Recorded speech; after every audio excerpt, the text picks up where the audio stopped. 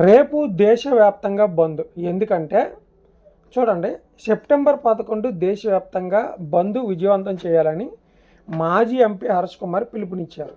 స్థానిక గాంధీనగర్ కళ్యాణ మండపంలో ఉమ్మడి విశాఖ జిల్లా ఎస్సీ వర్గీకరణ వ్యతిరేక జేఏసీ కన్వీనర్ ముర్ర చంద్రశేఖర్ ఆధ్వర్యంలో జరిగిన సదస్సుకు ఆయన ముఖ్య అతిథిగా పాల్గొన్నారు.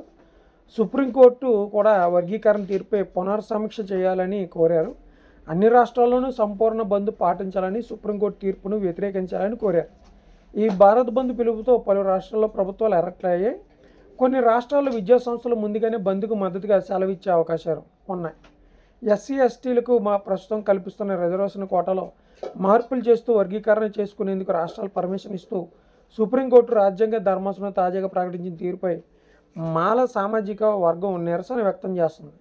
సుప్రీంకోర్టు తీర్పు వల్ల ఎస్సీ ఎస్టీల్లో కూడా విభజన ఏర్పడుతుందనే ఆందోళన వ్యక్తమైంది.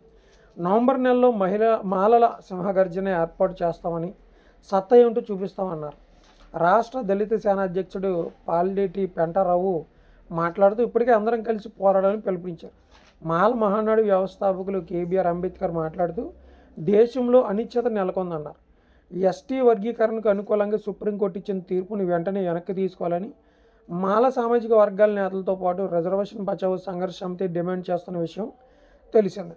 సుప్రీంకోర్టు ఇచ్చిన తీర్పును వ్యతిరేకిస్తూ ఆగస్టు 21న భారత్ బంద్ను అయితే విజయవంతం చేశారు. అలాగే రేపు జరగబోయే భారత్ బంద్ కూడా అందరూ కూడా పాల్గొని విజయవంతం చేయాల్సిందిగా కోరుకోవడం అయితే జరిగిందనమాట. అయితే రేపు రెండు రాష్ట్రాలు, తెలుగు రాష్ట్రాల్లో బంద్ ఉంటుందా అనేది అయితే కాసేపట్లో వస్తుంది.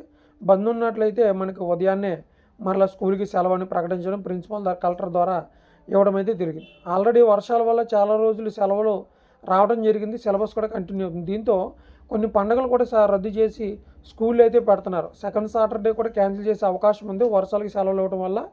సో మరి బంద్ మరి స్కూళ్ళు కాలేజీలు మోస్తారు లేదనేది తెలియాల్సి అయితే ఉంది. ఇది వీడియో లైక్ చేయండి, ఛానల్ సబ్స్క్రైబ్ చేయండి. Thank you.